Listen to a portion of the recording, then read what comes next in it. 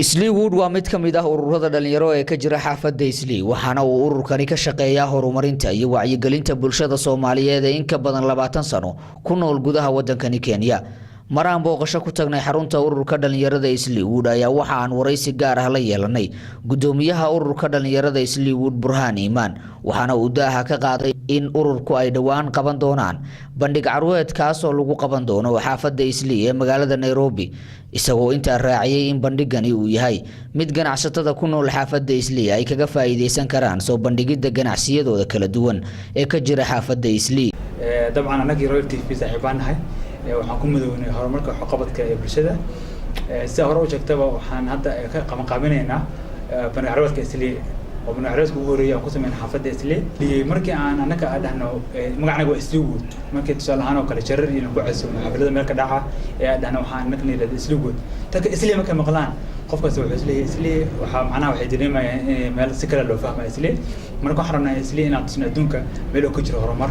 waxaan rabnaa in dadka kale oo ajnabiga wadanka jooga Nairobi si cadaan ku kale in hoteelada inta ama kana hoteelada seexdaan caana geel ee cabaan hilib geel ee cunaan islii waa meel runtii Nairobi dawladda Kenya waxa way dhaqaale badan cashuur badan ka arooraysaa marka horumarka iyo barwaaqada ka jirta islii waxaan rabnaa inaan tusno dadka Kenyaanka ah oo qaybo kala duwan Kenya degan maanta waxaan rajaynaynaa qof kasta oo xaafadda islii jooga waxa ay qabtaan waxaa la adeegyadooda inay meesha ku soo bandhigaan qofka caana Kenya qofkii mariya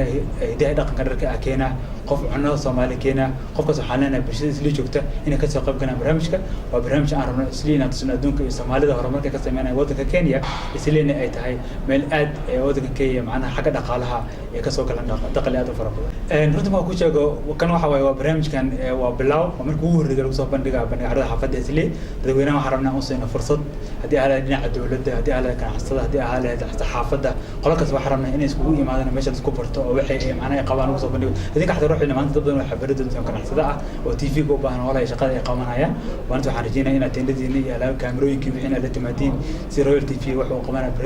maanta waxaan jeclaan lahaa xataa xayeysiintiin oo kale inay qaamo jibis ay sameeyeen kusoo ka codsanaynaa dadka adeegyada meesha ku soo bandhiga qolkaas inay sameeydo